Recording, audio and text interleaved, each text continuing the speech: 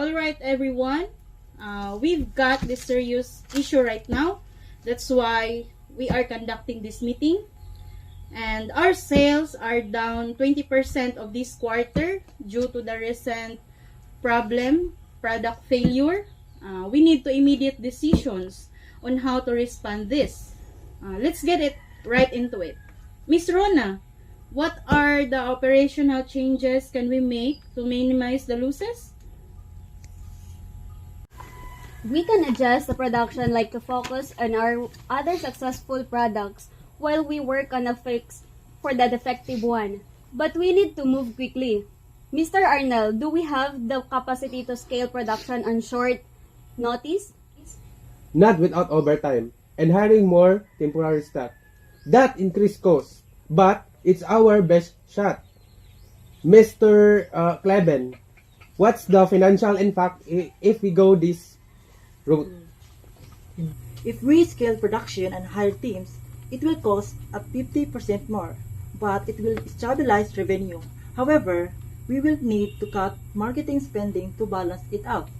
Ms. Apares, what is the minimum you can work with?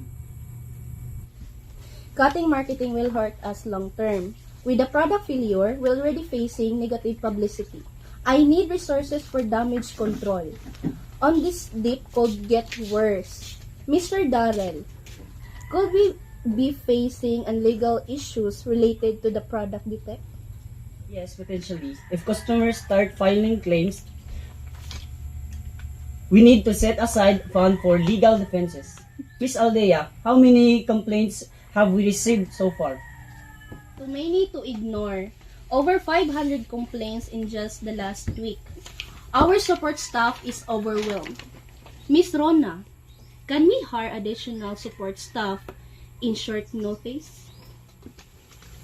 We can, but hiring and training, it'll take at least 2 weeks. We can also consider offering overtime to current staff, but morale is already low. Mr. Cleven, will be IT infrastructure handled more customer service load?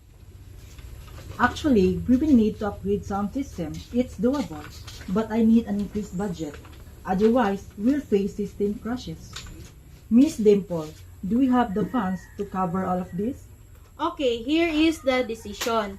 We'll temporarily shift production, cut non-essential marketing, and bring in more customer service representatives.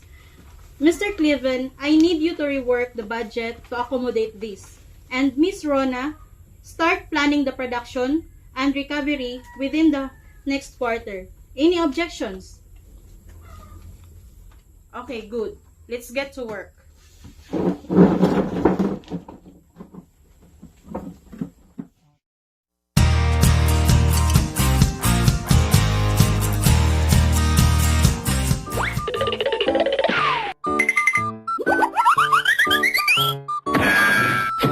One, two, three, go.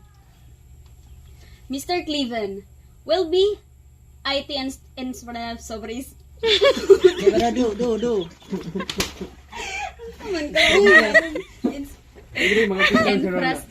Infrastructure.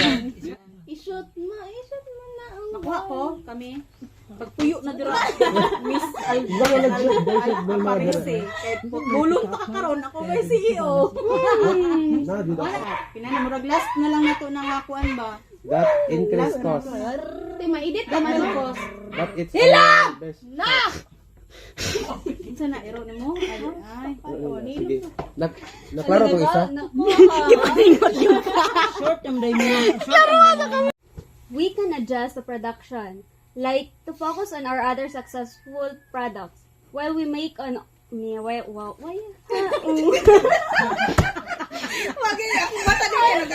ka ba? Ayaw, tanaw!